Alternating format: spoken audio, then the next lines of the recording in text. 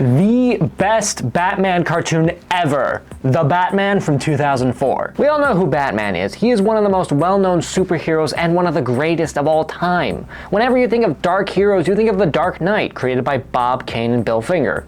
Although there was some debate there. Batman was created for Detective Comics in 1939 and has been a staple of the company ever since. Because he was so popular though, he has stepped into other mediums like movies, video games, and of course, cartoons. And we all know the greatest of them all, Batman the animated series in the 90s with the all-time depiction by Kevin Conroy. When you read Batman comics, you think of Kevin Conroy. He is the definitive voice. Everyone has talked to death about how great the show is, but I'm here to talk about a Batman show that I think is not only just as good, but possibly better than the 90s version. Enter the Batman from 2004, the Batman cartoon I grew up with as a kid. This was really notable because it was the first animated Batman series since the new Batman animated series, with enough differences to justify its existence. The creators and directors of the show were Michael Guggian and Duane Capazzi, and art direction by Jeff Matsuda, who did Jackie Chan Adventures previously. Along with Matsuda, the entire team behind Jackie Chan Adventures worked on this show. It first aired on Kids WB on September 11th in 2004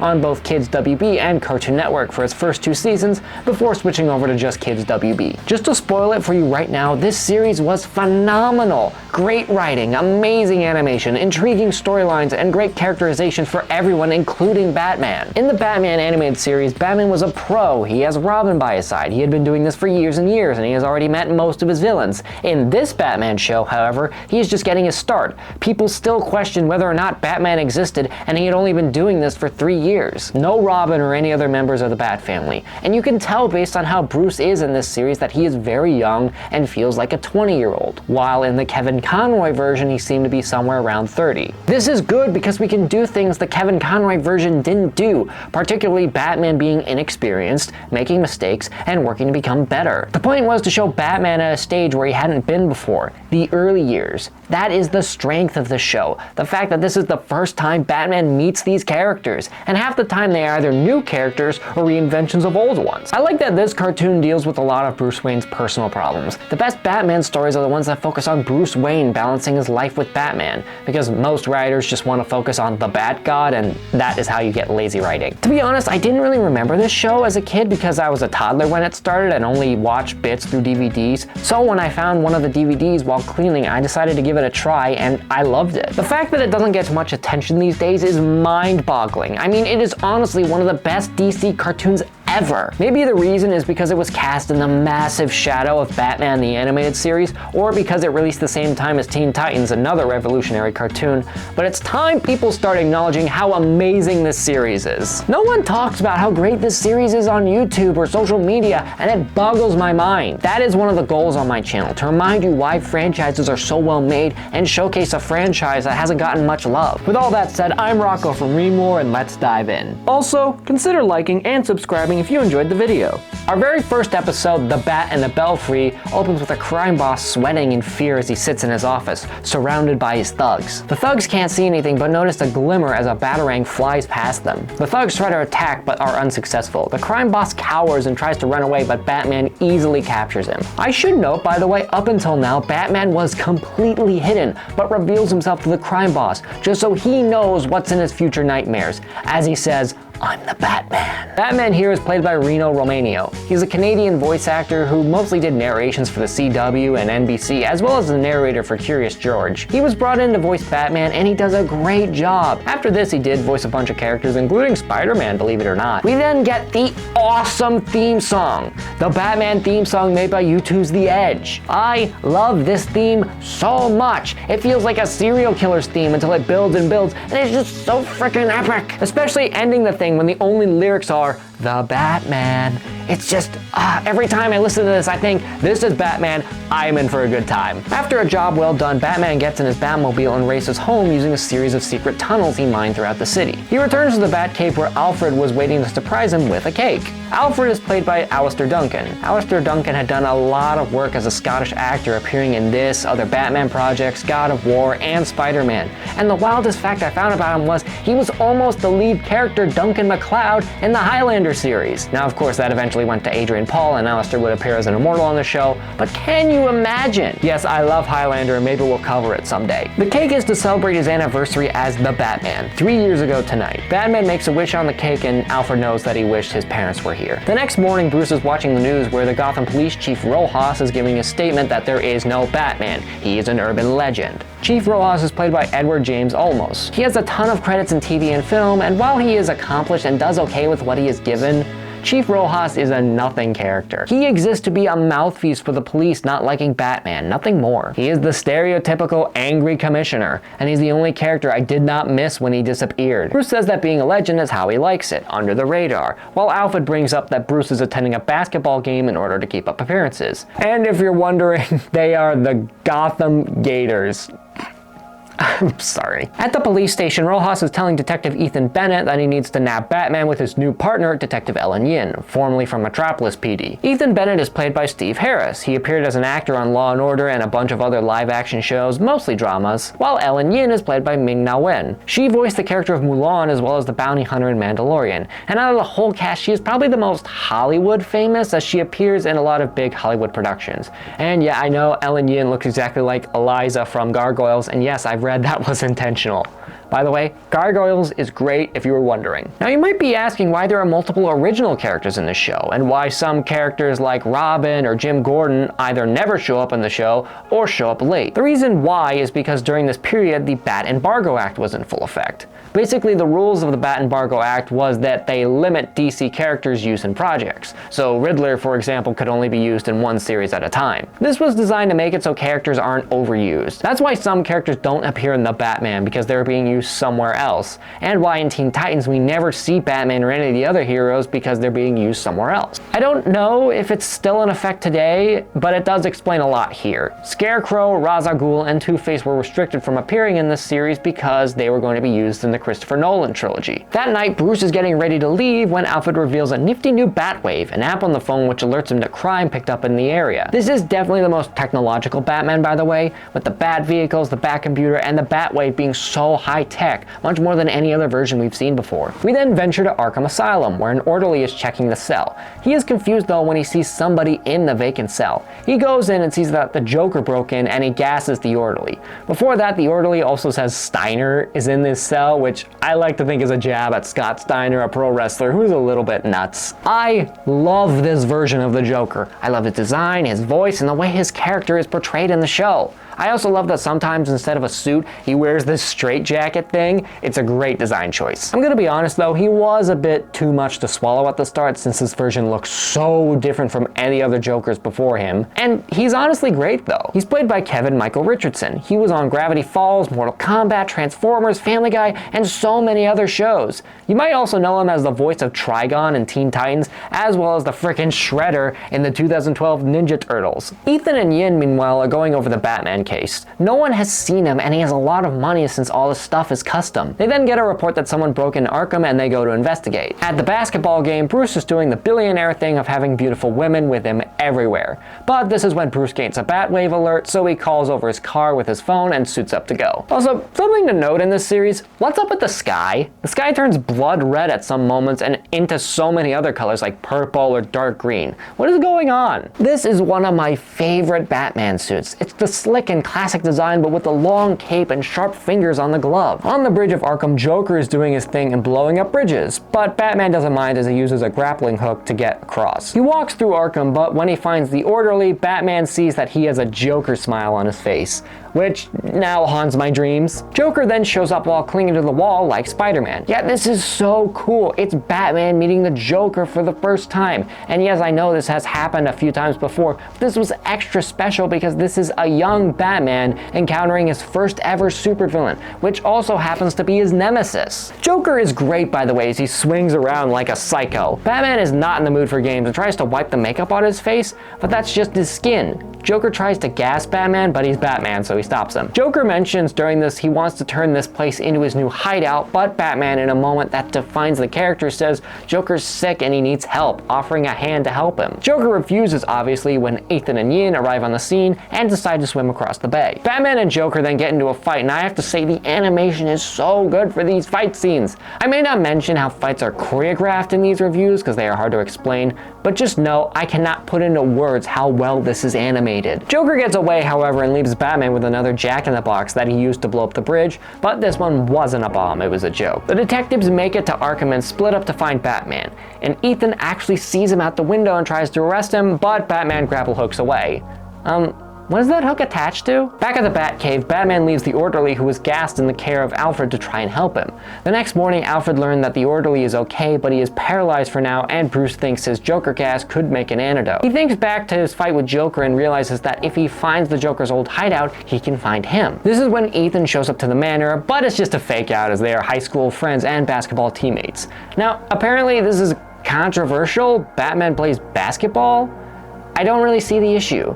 Why can't he just have hobbies? Did everyone think he was a golf kind of guy? Ethan talks to Bruce about his encounter with Batman, and he thinks that Batman isn't a bad guy, he's here to help, but he's on the wrong side of the law, and the heat is on Ethan to take him down. All of this sets up the ongoing story between these two that will come to a head in the finale. Right now, however, Batman has found what he thinks is Joker's hideout. It's a party favor factory, and Batman was right as Joker was standing there. Joker says they are linked, comedy and tragedy, two sides of the same coin. Batman doesn't care about this and just wants to know where the gas is, but Joker takes off with his hot air balloon filled with the Joker gas. Joker's big plan is to pop the balloon with Gotham statue's sword and fill the city with Joker gas. The detective gets wind of what is happening and head out as Joker is again jumping around like Spider-Man and hanging upside down. Every fight scene is so good, seriously. It is like adrenaline has been injected into your veins. They are so well done. The physicality in this season is insane. The fights are unbelievable despite this being an action show on Cartoon Network.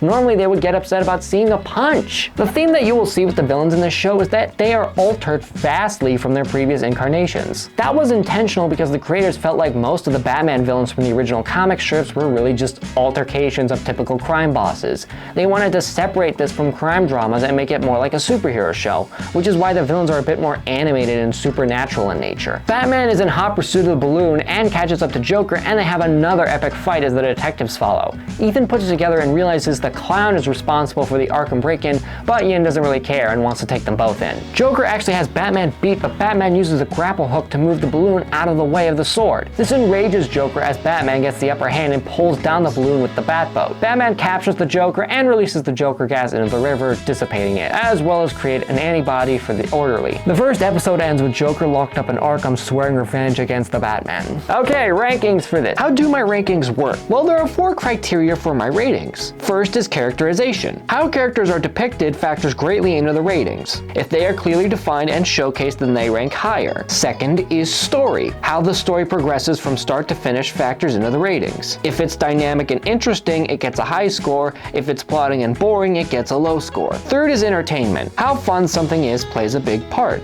If you're not enjoying what you're watching, there's no point in viewing. Fourth is importance. How necessary is it for you to watch? In our new world of streaming and rewatching, there's too much to watch. If something is noteworthy, it gets a high score. If it's something you can live with missing, it gets a low score. They will be judged in 5s, 5 being the best and 0 being the worst. However, on certain occasions, if I think something is truly noteworthy, I will go above or below certain parameters. If I think something is exceptionally good, I will give it a 6 or higher. If I think something is exceptionally horrendous, I will go lower than 0. Characterization gets a 4. Everybody is super strong in this. Yes, some characters are a little bit off and we need to learn a bit more about other characters, but it's still really fun. Story gets a 4. It's just the classic Batman story. Batman trying to stop the Joker, trying to do something evil. Entertainment gets a 5. It is so much fun. I'm not kidding. It is so much fun. The first episode just really hits you in the face. Importance also gets a 5. It is the very first episode of the Batman and the introduction to his series. You must watch it. Continuing on, we head into episode 2, Traction. We open with a subway meeting between some mob bosses complaining about Batman taking down their operations. This is when another mob boss shows up and says he has the solution. He says he found a mercenary who has gone under physical enhancements, Bane. They aren't sure about Bane, but he shows off he can do it. Bane is played by Joaquin D. Almeida. He was an actor for TV and film, and the most notable role I found him was the bad guy in Fast 5. He never comes back to voice the character of Bane though. This is his one and only appearance. In future appearances, he is voiced by whoever they had on hand to record some grunts. I have no idea why Bane never came back or why they never used him properly again. At the Batcave, Bruce is testing out some new robotics while jamming out to some rock and roll. Alfred asks what Bruce is doing, but even he admits he's not sure what this machine does. Bane's plan to bring up Batman is to attack an armored vehicle. Batman was alerted to this and drives up to investigate.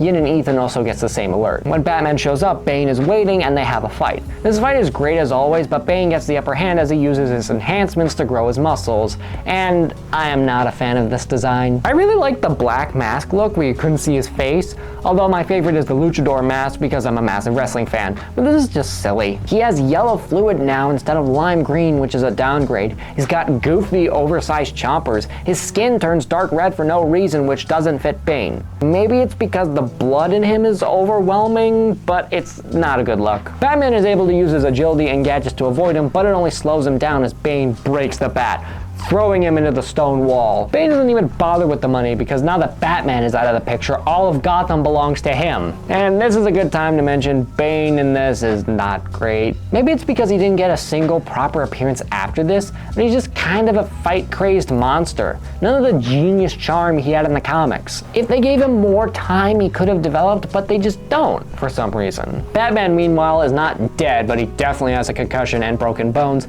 as well as mastering the Yamcha pose. He calls Alfred for help, but he's in trouble as Ethan and Yin show up. They deduce that if Batman was thrown through bricks, he couldn't have gone far, as we see he is above them. How he did that with a concussion and broken bones, I have no idea. Yin figures out that if someone checked in the hospital with broken bones, then they are definitely the Batman. Alfred shows up and puts Batman in a limo, and he wants to go to the hospital, but he stops when he realizes the cops are waiting. They go into the Batcave where Alfred is lamenting how being called to pick him up has never been a good sign. We flash back to the day Batman was born. Well, a few hours after that, in a much welcome new scene. Bruce is waiting at the police station crying after his parents were murdered. He was playing with his mother's pearl necklace as the gunshot sound echoed with the pearls, and a very cool sound design choice. An officer, presumably Jim Gordon, but I'm not sure, says Alfred is here to see him. Alfred says he is so sorry, and even though he knows he will never replace his parents, Alfred will never leave Bruce's side. I absolutely love this. It is a great character-defining scene for Alfred and shows why he is such an enduring character. He raised Bruce as a surrogate father and took a vow to always be beside him, even at his worst. Meanwhile, Bane has been on a crime spree, taking whatever he felt like as the police assume Batman is dead. Bruce realizes that the police can't handle Bane and wants to go after him, but Alfred disagrees. Another great character moment for Alfred when he proposes that maybe if the Batman couldn't stop Bane, then maybe it's time Batman stayed dead so Bruce Wayne could move on. Bruce thinks otherwise though, as he gets out of bed to work on his robotics to try and stop Bane. Alfred has had it though and says if he wants to fight Bane again like this, then he can find another butler slash physician slash getaway driver. Bruce says he understands as he continues to work. This is when Alfred helps out when he knows Bruce can't do this alone. I like this. On one hand, he doesn't want Bruce to get hurt. On the other, he knows Bruce needs to do this for not only honoring his parents' memories, but also to make sure no kid ever goes through what he went through again. Bane is back on another crime spree, and Yin, for some reason, goes in to stop Bane without any backup. She shows up with a dinky pistol and just tells him to put his hands up. Like, what was your plan, Yin? If he can bench press an armored truck, what were you gonna do? This is like an ant trying to take down a cat. You stand no chance. Bane is about to kill her, obviously, when Batman shows up in the coolest armored mech you've ever seen. Bruce is piloting the Batbot as the two have an awesome wrestling match. While Batman can match Bane now, the Batbot has its limits as Bane starts ripping into it. This is when Ethan shows up and helps Yin as Bane gets the upper hand and is about to unmask Batman. But this is when Batman electrocutes Bane's venom, which stops him finally. Bane is thrown in jail as Yin is in the hospital, still determined to catch the Batman even though he saved her life, as Batman rides off to fight some more crime. Alright, second episode here. Characterization gets a 4. Everybody's still super strong. The only weak point is Bane. Other than that, everybody is stellar, including Alfred. Story gets a 4. It's a nice story. It has great character dilemmas. Again, Bane is the weak point, but who cares? It's just so much fun. Entertainment gets a 4. It is so much fun. The wrestling match between the Batbot and Bane is so cool. Importance gets a 5. It is such an important character moment for Alfred and really defines their relationship. I mean, technically you could skip this if you really wanted to, but you shouldn't. We then head into episode 3, Call of the Cobblepot. wrong. So naturally, this is about the Riddler. An elderly rich woman is at her apartment drawing a bath when suddenly a bird flies in and steals her expensive necklace. The police then arrive to investigate, mentioning that there have been multiple robberies just like this, and they have left no trace. This is when Ace Detective Batman shows up and finds there was a trace, claw marks on the desk as well as a feather. The cops come back as Batman grapples out of there, and even Ethan was impressed by that. Back at the Batcave, Bruce realizes it was a rare owl native to China who stole the necklace, but Alfred says that Bruce has a gala charity event tonight that he has to attend to keep his secret identity. Turns out this red carpet gala event is actually just a rave. I'm not kidding, there are flashing lights like we actually see a club, but outside it's a red carpet thing and there's a whole paparazzi. It's weird. The paparazzi don't know what to make of the next guest though, the Penguin. The Penguin is voiced by Tom Kenny. Tom Kenny is the voice of SpongeBob, and while that is his most notable role and the role he would probably be remembered by, he has voiced so many other great characters. I mean, he voiced Starscream, Spyro, and the frickin' Ice King. He does not get the credit he is due. His version of Penguin in the show, by the way, is the absolute best. This is my favorite version, and the version everyone should look to when writing the Penguin. Because the way they wrote him was like an anti-Bruce. Like how Joker is the anti-Batman, Penguin has it out for Bruce Wayne, because Bruce has everything Penguin believes he should have. He also shows up with these kabuki girls, and I don't get it at all. I mean, the goal of this series was to get away from gangsters and make them supervillains, so the common thugs had to go, but they just don't fit Penguin's aesthetic at all. They're just so bizarre. They don't speak, they act very creepy, and I have no idea what the creators are riffing off here. Cobblepot makes his way to the party as he introduces himself to Bruce Wayne. He says they have a lot in common as they are both young billionaires, but he gets distracted by a beautiful woman with an expensive earring. While Bruce has never heard of the Cobblepots, Alfred has. He says that his grandfather was their butler, and it was terrible. The Cobblepots were horrible people and treated him like he was a slave before firing him. Those traits carried over as the girl he was creeping on slapped Cobblepot in the face, who Bruce goes after. While outside, Bruce sees that Ethan and Yin are there, and Bruce meets Yin for the first time. They're on the lookout, but they're terrible at it as the girl Bruce was talking to gets attacked by a bird. Back inside, Alfred checked the guest list and realized that Cobblepot is not on it and tells him to donate or get lost. Cobblepot throws a roll of ones at him and storms off, saying he is a cut above even the Waynes. Like I said, he's my favorite. Not only does Tom give this guy a great energetic voice, but his rivalry with Bruce Wayne just makes him a great foil. And he has just so many great lines. If I listed them, we'd be here all day. Alfred remembers that the Cobblepots lost all their money and left England, which confuses him as to why Cobblepot was back. Alfred then realized Penguin stole his serving tray and he is not going to take this lying down. Bruce suits up in the Batmobile as he wants to stake out where the birds are going, and a whole flock of them are flying carrying jewelry. He follows them on the coolest glider you will ever see, and it leads him to the Kabuki girls loading up the jewelry in a truck. They have a fight where they take off their robes and reveal these red suits with bladed fingers, and I don't know what to tell you. The fight is epic, however, as they have crazy movements to help anticipate Batman. They ride off with the jewelry as Alfred arrives at the Cobblepot Manor to find it in ruins. He finds his serving tray as Cobblepot returns with pizza. Bruce figures out it's Cobblepot doing this as the crime is similar to what happened across Asia, and he used Bruce's guest list for tonight's crime spree. Cobblepot is chowing down on some za when Bruce calls Alfred, starting a chase where Alfred finds himself into a bird sanctuary. Cobblepot asks what he's doing here, and Alfred says he came to reclaim his serving tray, and that the days of Pennyworth serving Cobblepots are over. Cobblepot says that he doesn't care, and the Cobblepots will rise again. He will restore the Cobblepot's name. I really like that they gave motivation to Penguin. A lot of the time it's always just about money for villains, but he has a legit reason to want as much money as possible. He used to live the good life, and he wants to restore his family's dignity. Now that you know Penguin is broke, I must ask why the Kabuki girls work for him in the first place. Maybe it's for the stolen money, but I just have no idea what their deal is. This is when Cobblepot reveals he has been the one stealing as the Kabuki warriors restrain Alfred, saying that his birds are starving for some meat. Just as the birds are about to attack, Batman dives in to save him, using his sonic device to get rid of the birds. Batman easily captures the Kabuki girls but loses track of Cobblepot. This is when Cobblepot calls himself the Penguin, saying he is a flightless bird but one with style. This is when we see Penguin knows Kung Fu, and that his umbrellas have some special gadgets in them. He is agile for a fat guy, flipping all over the place to avoid Batman.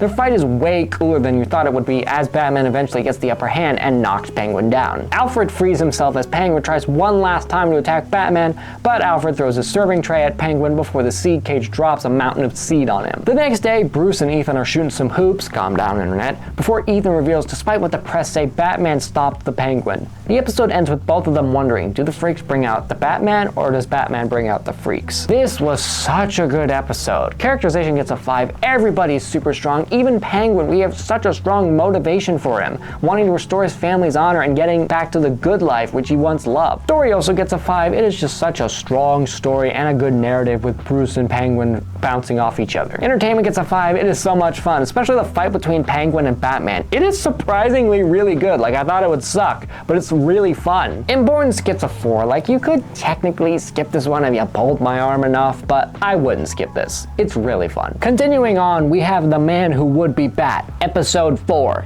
Let's go. The detectives Ethan and Yin are hot on the trail of Batman, who just stopped some thugs. Ethan questions this as he helped them, but Yin is determined to catch him. They thought they lost him, but they see some bats are fleeing the scene and into Wayne Industries. The next day, Bruce is visiting the office where Ethan and Yin are waiting. Ethan accuses him of being Batman, but it was just a joke. Yin says that they have a lead, which is when Bruce leads them into the lab of Kirk Langstrom, a scientist researching hearing. But Bruce is confused because of the bats in his room. This is when Kirk shows up. He says he knows nothing about Batman, but shows an interest in bats. Man-Bat is played by Peter MacNicol. Peter is an actor and voice actor. Notably, he did the voice for Dr. Octopus in Spectacular Spider-Man, which I will cover one day hopefully, as well as voicing the Mad Hatter in all of the Batman Arkham games. Bruce is mad though because he wasn't updated about Kirk's research with the bats. I'm not sure why, maybe it's because he doesn't want the police snooping around or Kirk is unreliable, but he stops when Kirk says he does all this for his 3-year-old niece. Kirk promises he is on the verge of a cure for deafness. Alfred later asks why Bruce did that, and it's obvious Kirk told him a sob story. Turns out that sob story was complete bull, as when Bruce visits the girl Kirk claimed to be his deaf niece, it turns out she can hear just fine, which does not make Bruce happy. Bruce goes back to his lab where he finds out Kirk isn't curing deafness and instead is looking into the Batman, which contradicts what he told the police. Kirk says a pretty boy can't understand, but he says he wants to be like the Batman, to be feared. Kirk takes out a vial and transforms himself into the Man-Bat. I really like this look for Man-Bat, although I am partial to the brown furry Man-Bat, but this one is still a terrifying monster. Man-Bat lashes out against Bruce, who is able to lock Man-Bat inside of a lab freezer. Man-Bat isn't in there for very long, however, as he breaks out and flies away. Bruce summons the Batmobile to go after him, but when he runs outside, he sees Ethan and Yin. Yin says she didn't buy the innocent act and wants to look around despite protests from Bruce. Ethan and Yin are insistent, but fortunately they get a report about Man-Bat. Alfred tells Batman that Man-Bat has been going around sucking the blood out of animals. Batman is hot on his trail when he tackles Man-Bat, forcing the monster to go where he wants to go. They fly around the city in a very well animated scene before Man-Bat has Batman cornered, but he transforms back into Kirk. Batman pleads with Kirk not to do this, but Kirk is obsessed with being feared. He says that with 2 more doses of the formula, he will transform into Man-Bat permanently. Batman stops him from drinking another vial, and he runs off as Ethan and Yin arrive. Yin catches up to Kirk and cuffs him as he drinks a vial. Batman shows up to prove he's not Kirk, but this is when Man-Bat returns. Man-Bat grabs Ethan and takes him as Batman puts a tracker on him. Batman chases after him in the Batmobile, calling Alfred to wake him up at 5 a.m. Jeez, I hope Bruce pays him well. He asks Alfred to prepare a few things as Batman continues the chase with some more great animation. They really put some money and effort into this episode. Batman figures out that Man-Bat went into the sewer to avoid the sunlight, so he chases after him. Ethan has been gooped up as Man-Bat hears the Batman coming. Batman gets Ethan down, but Man-Bat ambushes them both, and we're about to find out who the better Bat was. Batman uses his glider to keep up with Man-Bat as they race through the sewers up until Batman gets the upper hand with the sonic device. This causes Man-Bat to freak out because bats use their ears to see, and Batman floods the sewers. Man-Bat floats down the sewers as he transforms back into Kirk, but is unable to escape as Yin and Ethan arrest him. Ethan did mention how Batman saved him too. Later, Ethan and Yin go back to Kirk's lab to collect evidence, but Bruce got rid of all this stuff, probably to make sure no one recreated the Man-Bat. When asked about this, Bruce says he likes to think he helps with police investigations. We end the episode with Kirk writing down his formula on the walls of his cell in Arkham, saying that the Man-Bat will rule. Spoilers, he does not. Characterization gets a 5 for me. This was just a solid episode and everybody plays their roles so well. Even though Kirk is not the most interesting, he's still a fun antagonist. Story gets a 4. It's a fun Man-Bat story. What else do you want from it? It's just fun. Entertainment gets a 4. Just everything with Batman chasing Man-Bat through the sky and them gliding through the air. It's just so stunning. It's amazing. Importance unfortunately gets a 2. I mean, you could technically skip this one. Man-Bat is not really that important a bad guy, and this doesn't really play into much. So you could technically skip this one. Episode 5, The Big Chill, featuring our favorite Frost Boy. We start on a cruise ship outside of Gotham, and they run into an iceberg in the middle of a heat wave,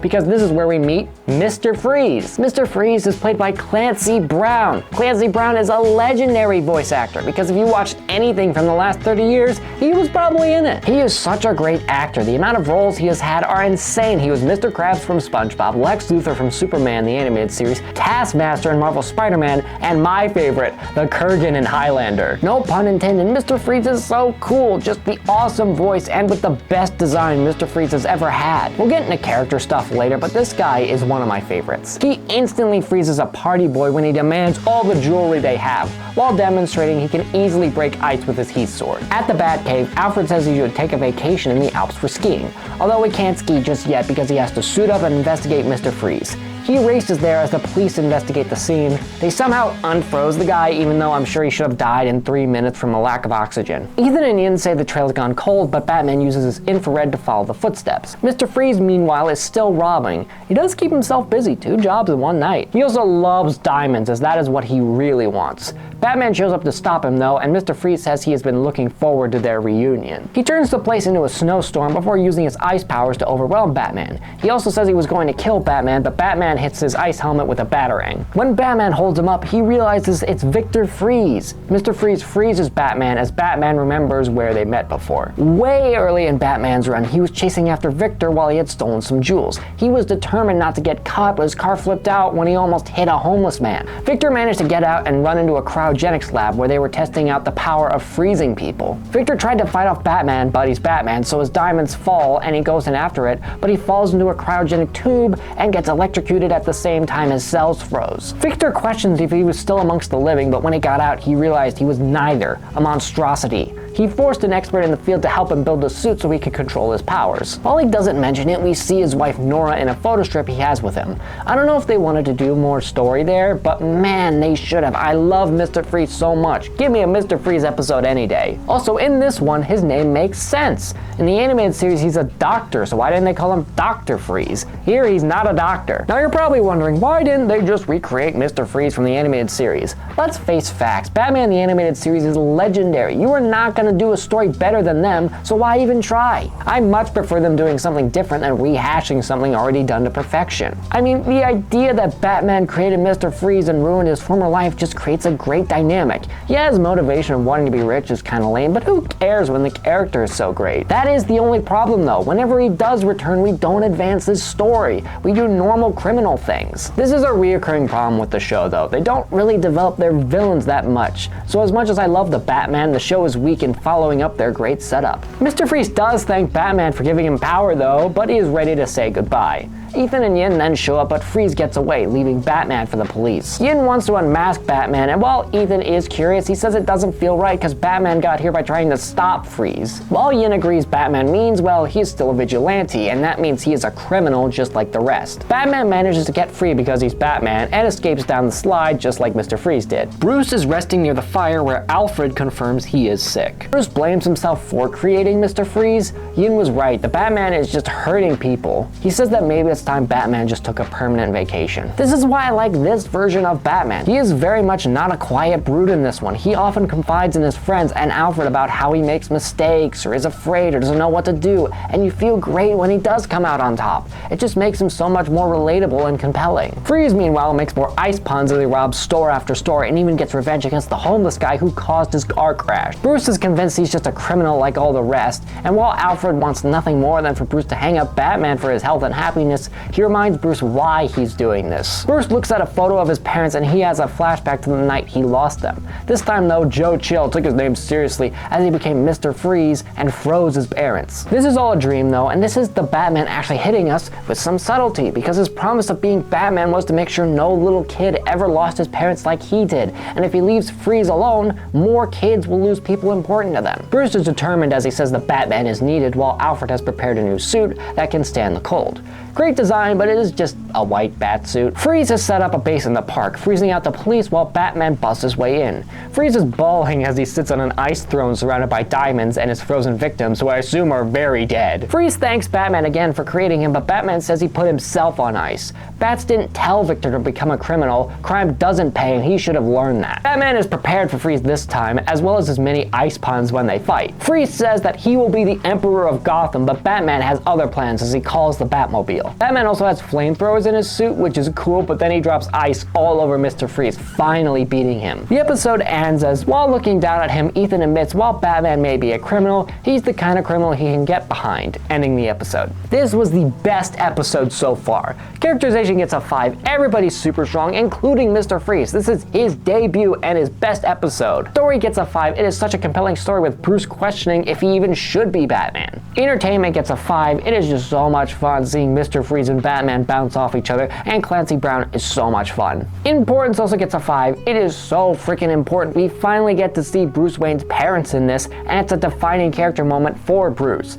You should definitely go and see this. If you enjoyed this video, make sure to like and subscribe because we upload videos just like this one on our Remore channel. Episode 6, The Cat and the Bat. We open at a Japanese temple where Catwoman, played by Gina Gershon, is sneaking through, trying to steal a jade cat statue. Let me just say, this is my personal favorite Catwoman. I love her design.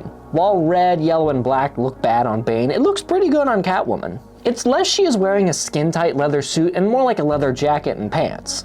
She has red claw hands, yellow ski goggles, and adorable cat ears. And when her whip is wrapped around her waist, it looks like she has a cat tail. That is a nice touch. She makes it past all of the lasers, but can't get to the Jade statue without tripping the final lasers, putting the place on lockdown. Later that morning, Bruce and Alfred are watching the news about the break-in. Batman sees that Catwoman was responsible, and Yin says in the news that there may be a link between her and Batman. Yin, what are you talking about? One is a vigilante, and the other is a thief. Why would there be a connection? The crime boss Hideo says he is upset that Catwoman made it in here and says he wants her head. Hyun Young voices Hideo, who you may recognize as the voice for the Commander Daizo from Teen Titans Trouble in Tokyo. This is when we meet the woman behind the cat, Selena Kyle, who has returned to her apartment and 3 cats. Selena says while she is upset, at least her adrenaline was up. She is a criminal not only for the money but also for the thrill. She sees a paper where it connects her with Batman and she is curious about it. Bruce gets an alert about a disturbance, but when he arrives it was the cat who wanted to drag Batman out to play a game of tag. This is a good time to talk about the character of Catwoman. It's okay. All the elements for the character are there. Loving money, the thrill of the crime, interest in Batman, but they're kind of bare bones and stay underdeveloped for this show. You think her relationship with Batman would sway her to the side of good, but they dropped that storyline for some reason. We also never learn that much about her other than she loves money and stray cats. I do like this version though. She's a fun antagonist and I like her relation to Batman and other villains. I just wish they used her more. I get this as a cartoon meant to sell toys for boys, but there are like 4 girls in this show. Batman and Catwoman have an awesome parkour rooftop chase. When it seems like Catwoman has the upper hand, Batman uses a drone to stop her. It turns into a fight where Batman makes a mistake and Catwoman not only gets away, but also gets his utility belt. Catwoman took the belt because she wanted to use the drone to steal the Jade Cat, but she can't get it to work because of the security. When Bruce got back to the Batcave, he mentions how the belt had a lock that must have been broken during the fall. While she was hacking the belt, she accidentally took control of the Batbot and Batmobile, and they run wild. Turns out the belt can control anything connected to the Batcave. Batman is able to stop the bot, but the Batmobile runs out of the cave. This is where we see the debut of the Bat Cycle, which looks amazing. Batman uses the Bat Cycle to chase after the Batmobile and stops it. Selena finally gets past the security though and controls the drone. Meanwhile, Alfred removed all of the Batwave receivers and sees that the drone is being used, which he could trace. Catwoman returns to the sanctuary and uses the drone to steal the Jade statue, although Hideo is waiting with an army of ninjas. Hideo asks what family asked to steal from him, but Catwoman says no one hired her. He then says if cats have 9 lives, kill her 10 times. This is when Batman shows up to save Catwoman. He gets back his belt but tells Hideo she is leaving with him. They have a big fight with great choreography as they help each other out to get to the rafters. Batman is about to be killed but Catwoman comes back to save him. She smashes the Jade Cat however, which reveals a mini disc. Batman captures Hideo as the police arrive but Catwoman had already booked it. Batman finds her easily and she says they have a lot in common, but Batman doesn't think so. She gives him back the rest of his belt as she ninja vanishes. Batman meanwhile is standing there thinking, so that's what that feels like. The next morning he is watching the news where it reveals the disc had condemning evidence that put Hideo behind bars. Yin on the news also says that Batman and Catwoman took him down as a vigilante team, which Batman is not happy about. Alfred meanwhile is just happy Bruce is meeting women who share his interests. Alright, so that episode's over and done with, but how does it rank? Characterization can get a 4. Catwoman has a strong introduction and we get a feel for who she really is. She's different from the typical criminals because usually that's all they are, but we see Catwoman has a civilian persona. The story can get a 3.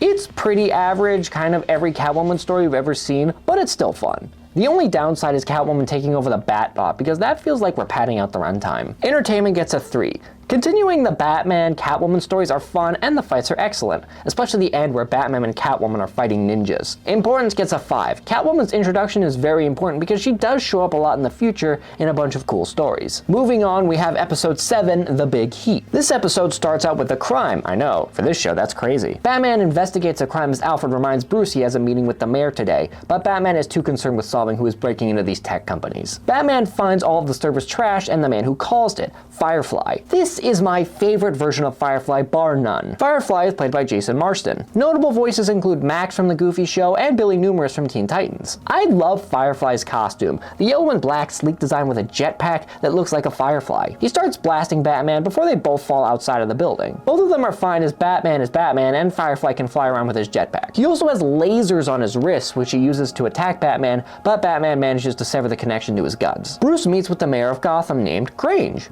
Mayor Grange is played by Adam West. All of you should know who Adam West was. He played Batman in the 1960s live-action show, and in the later years of his life, he voiced so many characters in animated cartoons. He did voice roles for Fairly Odd Parents, Penn Zero Part-Time Hero, and appeared in a few episodes of Perry Mason. And if you look up anything about Perry Mason, everybody and their grandmas literally appeared on Perry Mason at some point. There were, no joke, hundreds of actors on Perry Mason. I think I was on Perry Mason at some point, and that doesn't even make sense. Sadly though, after Adam's Batman show ended, he was typecast along with Burt Ward and Yvonne Craig, who were Robin and Batgirl. So for a long time before he did voice roles, he had to do things like promote car dealerships and get into shouting matches with wrestler Jerry Lawler to survive. Even worse though, he had passed away, but not before getting the recognition he rightfully deserves as a great actor and a great guy. Not only did he make Batman super popular in the 60s, but he also was a great voice actor up until he passed. Can I just say, the mayor makes several appearances in the show, and he's always really good. It's so refreshing to have someone supportive of Bruce in a position of power. Also, Adam West showing off, yes, he is a really good actor, and he can do roles that aren't under heroic superhero. Grange called Bruce over to tell him the bad news.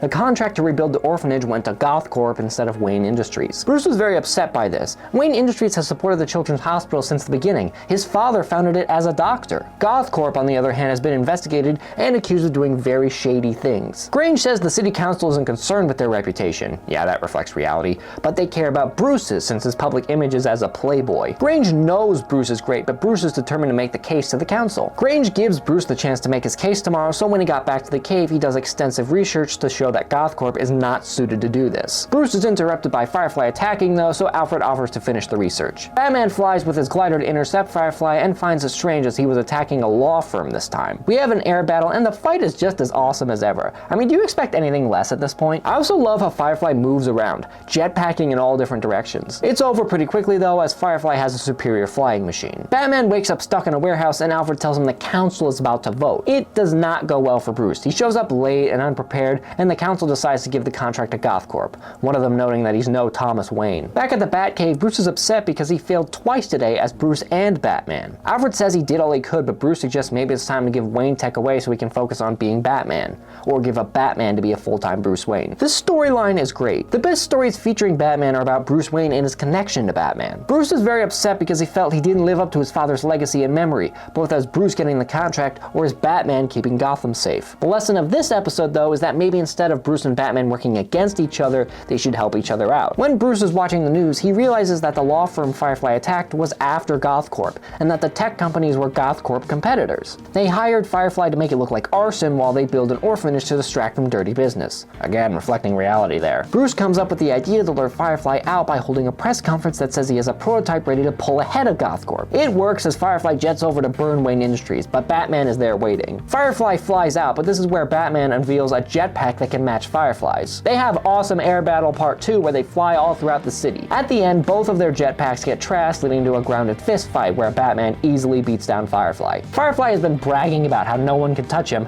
and now he was at Batman's mercy. He ties up Firefly and leaves him for the police, while adding a GothCorp Employee of the Month sign to his chest for laughs. GothCorp then goes under, which which allows Grange to give the building contract to Wayne Industries, and saying that Bruce's father would be proud of him today. Another episode over and done with, but how does it rank? Characterization gets a 5. Bruce and Batman are at their best here, really showing off why this character is so beloved. The conflict with his personas is so compelling. Plus, the mayor is great too. Honestly, I would like to see this character brought back in other Batman projects. The story gets a 5. The threats of both Firefly and GothCorp tying into the narrative is genius, and seeing Firefly get stomped out was satisfying after all the bragging he was doing. Entertainment gets a 4. It's a super fun episode in addition to the great story. Firefly is a great antagonist and the air fighting is excellent. Importance gets a 3. Technically, you could skip this episode. Firefly isn't a super important character, but I still think it's worth your time. We then get to episode 8 Q&A, where we hit the biggest roadblock of the first season. I won't waste your time because I think this is a very bad episode. Let me just break it down real quick.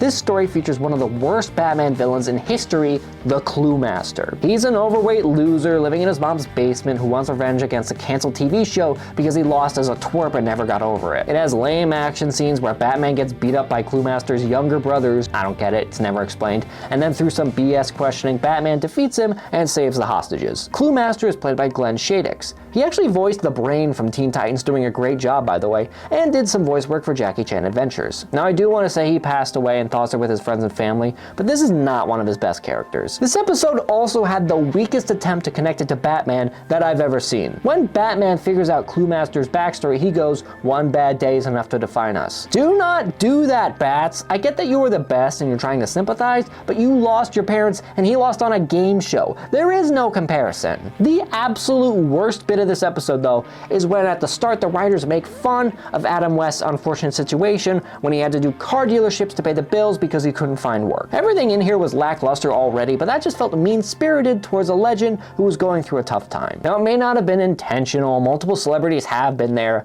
but it's a joke that shouldn't be made, especially not after the episode where Adam West debuted in your show. This episode is not the worst thing ever. If you put it up against any other average show, it's not that bad, but when you put it up against The Batman, especially Season 1 Batman, it sticks out like a sore thumb. I mean, we were just rocking and rolling with phenomenal episode after phenomenal episode, and then we get to this one, and it takes the wind out of the sails a little bit. It is the bizarre child among a whole bunch of great episodes that maybe they should have just scrapped. I get they already spent money on this animation, but sometimes you have to go, this episode isn't up to the standards of the show, and we should move on to something else. Alright, well, how does it rank? Characterization, I'm giving a 1. The only reason there is a 1 is because Batman is great as always, but Clue Master is the absolute worst. I hate watching any story featuring this character. And he has no depth to him. He's just a nothing slimeball basement dweller. The story is getting -2. This is a painfully average story. Loser wants revenge and kidnaps people involved in his humiliation. Made worse by the leaps in logic, BS Clue Master rules, and the jabs at Adam West. Entertainment also gets a -2. There is nothing fun in this episode. The fights aren't cool, there's no interesting dilemma or character growth, and even the defeat of Clue Master isn't that satisfying. After all was said and done, I felt like I wasted my time. Importance gets a -1. I'm encouraging you to skip this episode. I've made it clear this was bad and the creators must have shared my opinion. The only time we ever see Clue Master again in this show is during the villain roll call in season 4. And Clue Master was put in Arkham Asylum, the place known for its revolving door, and we never see him again. So do what I do, pretend this episode never existed. But we get right back into the good stuff with episode 9, The Big Dummy. We open with a new villain, Wesker, looking at his doll, Scarface.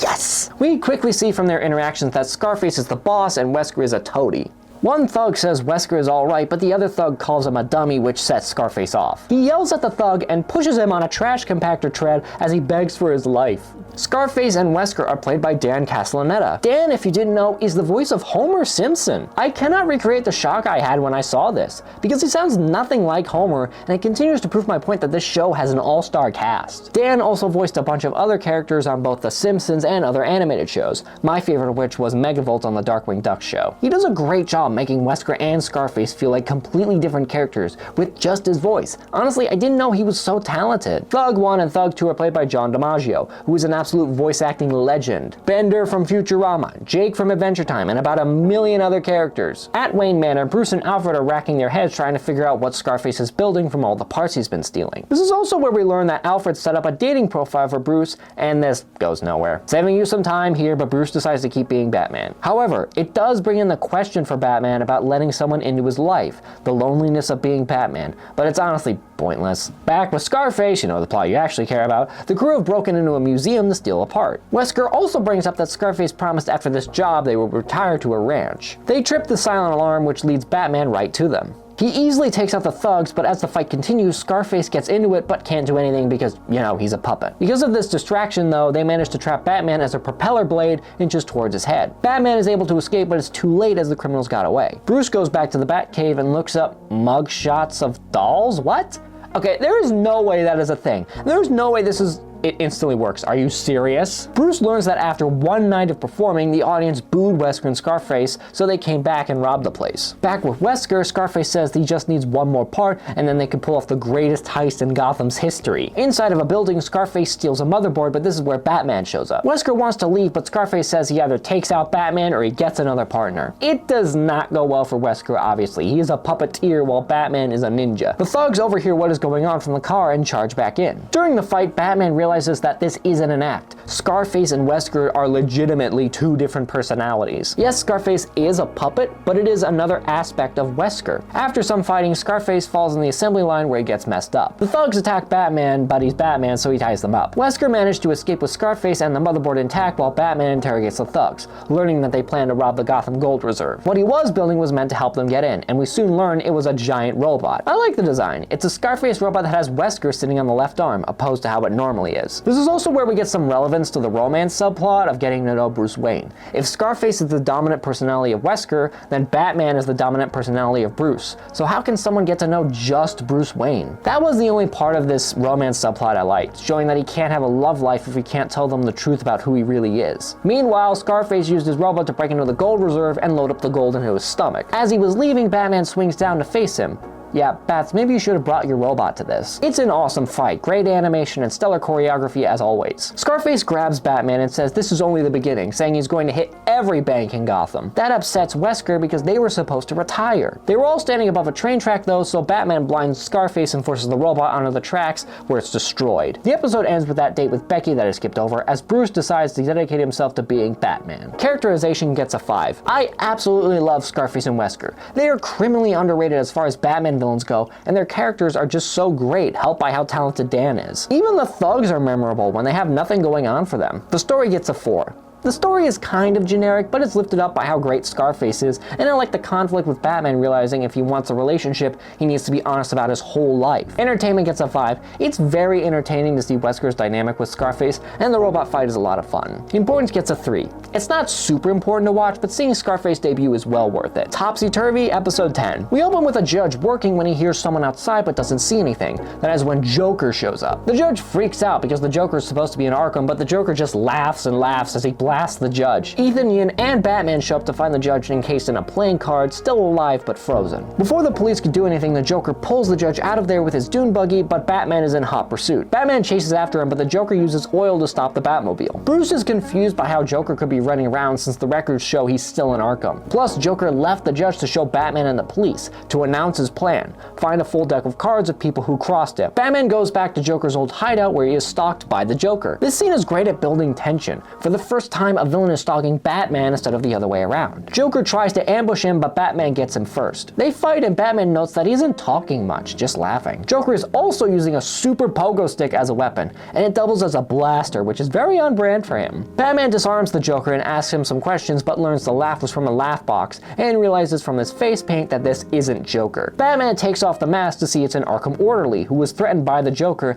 and was bringing him stuff. Fake Joker is played by Henry Gibson. He was an amazing actor who had an incredible incredible career that I highly recommend. There's not enough time in the day to list off his accomplishments. #NotMyJoker tries to use the card gun on Batman, but it encases him instead. Batman is sick of these games and goes to talk to Joker himself. Ethan and Yin get a lot of fake calls from Joker wannabes, but they get an invitation filled with playing cards telling them to go to the Gotham Theater tonight from the Joker. At Arkham, Batman sneaks in and sees the Joker. He asks why add the orderly to the card collection instead of him. Joker says he did that to drive him nuts, and that he wanted to do it himself. There are two sides of the same card. Batman asks why not just make the orderly open the cell? Why do all of this? Joker says it's because Batman's his ace, and he doesn't need him in the card collection because he never plays with a full deck. He also reveals that he has a collection of Joker stuff in his cell, using it to escape. An orderly shows up and sees Batman is in his cell, but Batman has an idea. Ethan and Yin go to Arkham to see what's up, but when they look, Joker is in his cell. The cops leave, which is when it's revealed Batman put on the Joker outfit. The orderly goes in there with a gun blaster, and when he's unprepared, Batman escapes. At the Gotham Theater, Ethan and Yin arrive where they get ambushed by the Joker. They wake up in a theater filled with people stuck to the floor. Joker is up on stage where he set up his card machine. Everyone in the theater had wronged Joker in some way. He plans to turn them all into cards and then push them in the river where they can drown. Yin tries to jump Joker, but Joker turns her into a card. Batman rescues the judge on stage and goes after the Joker. They fight for a bit in the rafters while Ethan frees Yin. They work together to get everyone out as Batman and Joker continue to fight. Joker tries to use the card gun on Batman, but Batman throws a batarang which turns the gun on Joker, trapping him in a Joker card. Bruce comes home to wipe the clown makeup off and says he hates playing cards, which is funny because Alfred is playing solitaire. Alright, how does the Return of the Joker rank? Characterization gets a 5.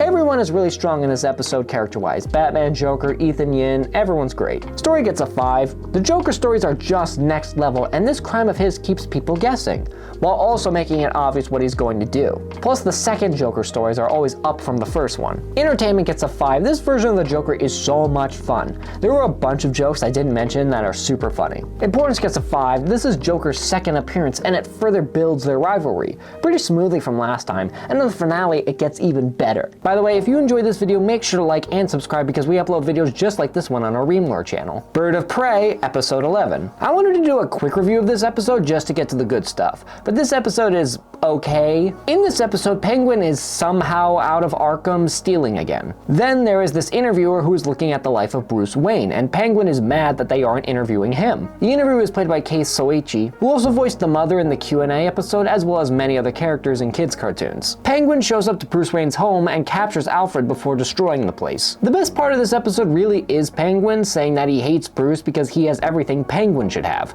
both being from rich blood. Batman arrives and they fight. Penguin gets the advantage and almost unmasks the Bat when Alfred comes in with the chair. That gave Batman time to recover and get back into the fight and hang Penguin out to wash in the rain, where he would be carted off to Arkham again. Bruce also managed to keep his identity a secret by having Alfred wear his cape and cowl in front of the reporters. Penguin was the best part of this episode, really a standout appearance with great lines and facial expressions. I just love the rivalry between Penguin and Bruce because so often in his life, Bruce is disconnected to Batman, but Penguin bridges that gap. How does this one rank? Characterization can get a 3. The characterization for Penguin is strong and the other characters are good. This just doesn't advance the story that much. Story can get a 1. The story is really weak. What spurs Penguin to go after Bruce was because he was jealous of a TV interview. Entertainment gets a 1. The best part is Penguin, but all the TV interview stuff just sucks the enjoyment out of this. Importance gets a 0. You could honestly skip this and miss nothing. Even the Penguin bits you can get in other episodes. Here we go, the proper 2-part finale. The Rubber Face of Comedy, episode 12. At the Gotham National Bank, Joker shows up with his minions, with all the charm and charisma you'd expect. What's different this time, however, is he has a spray gun with him that turns the safe into putty. He calls it Joker Putty and he can melt anything with it. He takes the cash but is intercepted by the police. Joker sprays his goon's feet and the police just stand there as him and his minions bounce away. Okay, while this story is great, I have to admit the rules of Joker Putty aren't that clear. I also have to bring up something I don't like about this series, and it's a problem with all of Batman to be fair. There is a meme among all Batman fans that nobody who ends up in Arkham Asylum stays there, calling it the revolving door of Arkham. The criminals are locked up in one comic and then they're out and about the next comic. That transition over to the TV shows and here it is terrible. It's been okay so far. Batman has captured every criminal he has faced off with and the only returning villains have been Joker and Penguin. While we don't know how Penguin got out, maybe it was his minions,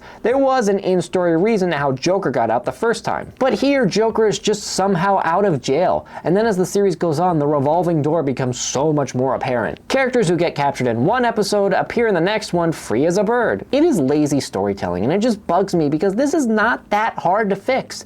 If you don't want to do anything else with them, lock them up in Arkham. If you feel like you want to bring them back, don't have Batman capture them. It really is that simple. It is just so unsatisfying to see Joker do terrible things, get locked up, and then walk around free the next episode. Now this season gets a pass since that only happened once, but other seasons will not. And that is why I am introducing the Arkham escape counter. I am putting it here as every time a criminal escapes Arkham in the series, I'll add one to the board. And it currently starts out at 3 because Joker escaped twice and Penguin did last episode. At the Gotham station, Chief Rojas is berating the cops for letting Joker get away, and he's kind of right. They did just kind of stand there and didn't shoot him as he turned his car into putty. Rojas is mainly upset because crime has gone up this season and Gotham is now declared the scariest place in the world. One of the officers notes that while he's right, crime has been up, most of the people causing these crimes have been captured. But Rojas is not confident because Batman has been capturing these villains, not them. Now he is demanding that the police take down Joker before Batman has a chance to. This is also a good time to reaffirm Chief Rojas is a terrible character. There is just nothing interesting or deep about him. He is the stereotypical angry police chief who hasn't smiled once since he was born. He exists for one reason, to create conflict with Batman and the police. Because this is Batman's early days, he hasn't earned their trust yet. Batman wants to have a good relationship with the police though, so they don't get in his way as he takes down the big threats like Joker or Mr. Freeze. But other than that, there is nothing noteworthy to say about Rojas. He's just a jerk who says things to move the plot forward and is completely useless in a real fight. He doesn't even have funny or cool lines to justify his existence. It's no wonder why at the end of season 2, Gordon shows up and Rojas is just forgotten about and never returns. If I was writing this, since he is such a jerk and hates Batman, I would have turned him into a bad guy, like say Killer Croc or something. That way he can be tied into the story later. But they do nothing with him once Gordon shows up. Ethan says that maybe they're going about this wrong, that maybe they would have more success if they tried working with Batman. Everyone here stays quiet, but you can see it on their faces. They know Ethan is right. Just none of them want to stand up and say it. Rojas gets in his face and says he should figure out where his loyalties lie. Back with the Joker, he is tapping into his inner Jack Nicholson as he uses his putty to paint a new face on the Gotham Liberty statue. He actually transforms the face into his face. Which is pretty funny, I will say. Whenever somebody looks up, they'll see Joker's face on the statue. Batman shows up and fights Joker's minions as Ethan and Yin show up, where Ethan says he will face Batman himself. Batman takes out the thugs and tries to go after Joker, but Ethan holds him at gunpoint. Batman tries to plead with Ethan that they're on the same side, but the chief has gotten into his brain. Joker stops what he was doing and is offended that the chief of police considers Batman the biggest threat and not the clown prince of crime. He then dives off the edge where his minions were hanging and uses the putty to extend the rope and get to the ground. While they were fighting on top, Ethan accidentally slips and is about to fall, but Batman holds him up while Yin Tarzan swings around to grab him. During this time, Batman escaped and Ethan says that the chief is not going to be happy about this. Dude, the guy's default emotion is angry. I'm not sure he has any others besides pessimistic. With Bruce back at home, he's looking at the photo of him and Ethan winning the championship game and asks if they should bring Ethan into the fold. He says that Ethan needs to know the truth before a time comes when they have to fight. At the police station, Rojas is furious that they let Batman and Joker get away. Yin tries to cover for Ethan, but he says it's okay. Rojas says it's not okay and says if he slips up again, he can kiss his badge goodbye. While having a drink with Bruce, Ethan says he is under pressure and mentions that they should have coffee with Yin. Bruce seems to be ready to tell Ethan the truth, but then they are both called away by another Joker robbery, and Bruce says he will tell Ethan later. Joker broke into the museum and starts rolling around as he steals the gold theater face and uses the Joker putty to turn the frown into a smile. Ethan apparently got ninja skills as he snuck up on the Joker and handcuffed him, although it doesn't last long as his thugs get the jump on Ethan. Later, the police are investigating the scene and Yin has a tracker set on Ethan. Batman later then uses his infrared vision from his mask where he discovers some sawdust on the footprints. At the abandoned amusement park, because of course Joker is there, he is counting down the last of the Joker putty he has. Ethan says his capture is pointless because the chief will never pay for him, but Joker has no interest in ransoming Ethan. He wants to prove to the chief that Joker is the biggest threat Gotham has ever seen, and he is going to prove that by breaking Ethan's mind. He brings out this hypnotist thing and starts mentally torturing Ethan. Batman, analyzing the sawdust, realized it was covered in sugar from cotton candy. Joker continues to mentally torture Ethan, a very thin line between sanity and insanity. He starts losing his mind as the presence of the chief and the traumatic experiences he's had are piling up on him. Joker isn't surprised because bosses are the real tormentors. All it takes is one too many orders to drive someone crazy. All it takes is one rotten day to turn a man into a monster. That last line was backed by flashes of a guy falling into a vat of chemicals, and well, you can see the comparison. This is also where Kevin masters his Joker laugh. Like it was good before, but now it's perfect. Just funny and scary all at once. Batman finally arrives to find Joker's goons handcuffed. Joker starts telling Ethan jokes, and he even starts to laugh with Joker. This is when Yin shows up but is unable to do anything as Joker threatens to blast Ethan with the Joker putty. Joker also says you don't want to know what this stuff does to humans. After Yin drops the gun, however, Joker admits he doesn't really know, but he'll find out. Joker doesn't shoot Ethan as Batman destroys the bottle with his batarang and chases the Joker into a funhouse. Ethan is okay, but he breathed in some of the putty that was in the air. He says he's fine and tells Yin to go after them. In the funhouse, Batman has to deal with popping out robot clowns, and Joker attacks. Batman finds himself in a room full of mirrors when Joker drops this line: "If you think this is confusing, try living inside my head. Through the looking glass, Batsy, where comedy is tragedy, down is up, black is white." This is great writing because it shows the deeper aspects of Joker's character. He doesn't think he's different from everyone else, that one bad day is all it takes to turn someone into him. Black is white, up is down, comedy is tragedy. There is no difference. Batman is having none of it though and bashes Joker down, as the golden smile he stole got turned into a frown. Yin has Batman at gunpoint, however, but lets him go because he saved Ethan's life. Although next time, the mask comes off. Later, the police are loading up Joker and his goons when Joker drops another great line, when he says to Ethan, "Have a rotten day." This was obviously calling back to what he said earlier about all it takes is one bad day to turn a man into a monster. And that happens pretty quickly as Chief Rojas is a total criminal and just lies to the media, saying they caught Joker all on their own. Ethan has had it, however, and yells at the reporter and Rojas that they're on bat cleanup like always, that Batman saved his life. Rojas takes him aside though, bashes him up against the wall, and yells at the guy who was just put through physical and mental torment, by the way, that he let Batman get away and he's suspended. So there you go, Chief Rojas only cares about his image, the look of the police, and not about his officers or keeping the peace. I am shocked that nobody on the creative team thought that they should turn him into a villain. It's all there. An awful person, hates Batman, unlikable personal grudge against Batman, being told off by the commissioner later in the series, cruel to his officers, rejection by the public and his department. How did nothing come of this? Yin tries to stand up for Ethan by saying she let Batman get away, but Ethan says it's okay, that maybe the badge doesn't suit him anymore. He goes home to his apartment and gets the water running when Bruce calls him. Ethan was coughing, but he wants to shoot some hoops with Bruce tomorrow and asks what he wanted to talk about, but Bruce says it can wait till tomorrow. Oh no. Ethan goes into the shower and because of the hot steam, his face starts to melt like putty. I will say this scene right here horrified me as a 20-year-old. What a way to end part 1. Characterization gets a 4. Everyone is really strong in this episode. Ethan, Batman, and the Joker all showing new sides to their characters. The only weak point is Chief Rojas, who continues to prove how shallow of a character he is. The story is getting a 5. The story in this is excellent. It's Joker stories at their best, paying homage in a lot of instances to The Killing Joke, a very famous Batman comic. Entertainment gets a 5. This whole episode is loads of fun with great action, funny jokes, and some drama sprinkled in throughout. Importance gets a 5. This is part 1 to the best Batman finale. Of course it's a must-watch. Alright, here we go, the final episode of Season 1, The Clayface of Tragedy, Episode 13. This episode starts off where the last one left off, with Ethan's body melting into Clayface. This version of Clayface looks great. I love the white look they went with, and the sunken green eyes are a nice touch, along with how well he is animated. His facial features nearly fall off at every point he talks. Ethan starts freaking out, asking for anyone to help him. He starts dripping clay everywhere as he tries and fails to call someone. He rushes outside of his apartment to try and find some help, but his vocal cords turn to clay and it looks like he is a monster. Some officers show up, but Ethan accidentally attacks them. It's clear he has no control over his powers as he hits the cop's back. Back in the Batcave, Bruce is worried about Ethan's condition after being tortured by the Joker, when the Batwave alerts him of Clayface. The police actually manage to do something useful and dissipate Clayface into the sewers. It is really sad though, because Ethan yells out for them to stop and keeps asking for help, but no one can understand. Batman wasn't sure of this dissipation though, and goes into the sewers to chase after Clayface. During a press conference, Chief Rojas is crediting the police for taking down Clayface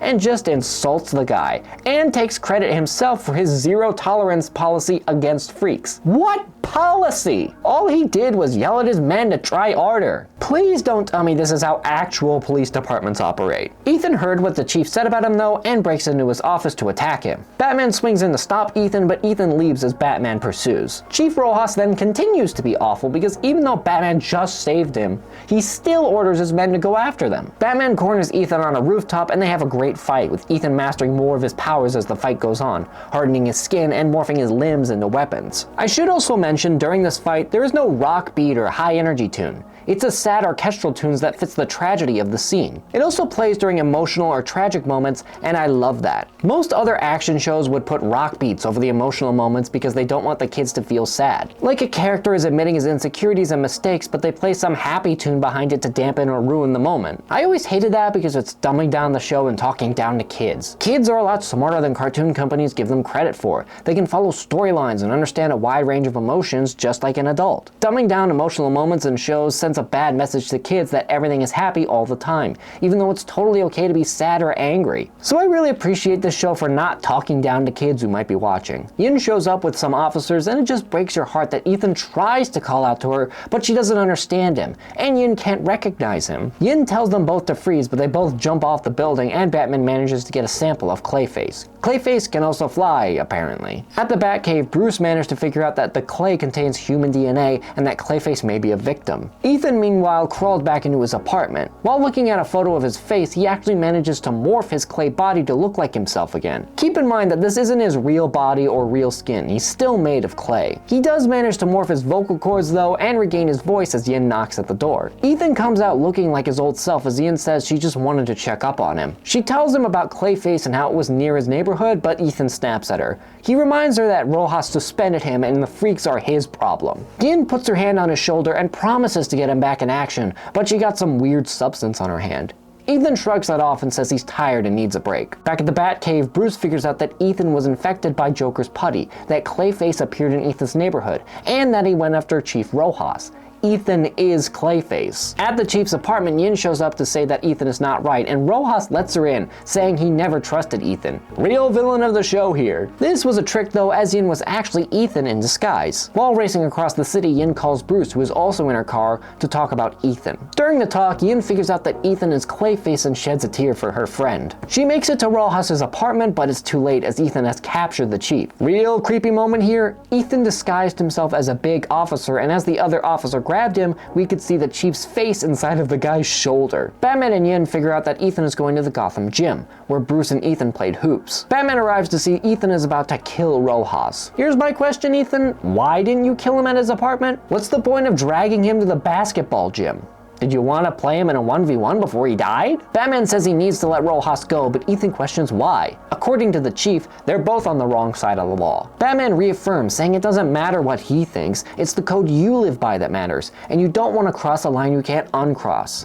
Yin is also listening to him in the back. Ethan thinks it's too late for him, but Yin says it's not. For a brief moment, Ethan looks like himself, but demonstrates he can morph into anyone now. Ethan says he doesn't know what he is, except a freak. He morphs into the Joker and laughs. You wanna know what separates the freaks from the normal? One rotten day. Batman says Joker is rotten by choice, a choice that Ethan doesn't have to make. Yin offers to help as well, but Ethan says Joker didn't just melt his skin, he melted his mind. He's a freak inside and out. Ethan goes to kill Rojas, but Batman stops him. Batman chases Ethan into the locker room, but with the Clayface powers, he is just way too strong. He is about to kill Batman, but Yin shows up and pleads with him not to cross the line. Ethan actually listened as he knocked out Batman instead of killing him. Batman doesn't beat Clayface, by the way. He was way too strong for Bats, and he knocked him out. So keep that in mind as we get into season 2. Ethan can't believe it though. After wanting to bring in the Batman all season, Yin is actually defending him, and he asks the tear-jerking line, "What's become of us?" Then Ethan sheds a tear, but it's not water. He can't cry anymore, it's clay.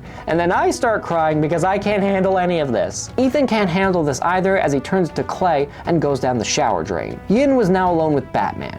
Remembering her promise, she reached for his mask and it fades to black. Later, Batman wakes up with the mask still on, and Yin decided not to peek under the mask. Yin confesses that all she has seen these past few months, these last 2 nights, challenged everything she believed in. She realized Ethan was right and that Gotham needs Batman. Batman gives Yin a communicator and disappears. The next morning, Yin and Bruce finally have a coffee like Ethan wanted. They both miss Ethan and are determined to find a cure for Clayface. Yin also says she doesn't want a new partner from the police, because she already has one. Bruce responds to that by saying whoever she picks, Ethan would approve. They then see Ethan in the crowd of people, but are unable to do anything to reach him as he disappears. He could be anywhere or anyone, bringing the episode and the season to an end. What an awesome ending! This is how your big season finale ends. No sky beams, no grand plans by the Joker, no big final brawl, just 3 characters with 3 different mindsets coming together and finding conflict between them. It is so tragic yet inspiring and hopeful. It is everything a Batman story needs to be. This is such a tragic way to go about all of this. I really liked Ethan as a character. He was likable, his shifting opinions of Batman was nice to see, his dynamics with Bruce and Yin were great, and it's nice to have someone who knew Bruce as a teenager and was his best friend. I really thought by the end of this season he would join Batman and Yin would be the antagonist. Good job with the swerve. To see him transform into Clayface is just so tragic yet compelling. It kind of reminds me of the monsters from the Universal Monster movies,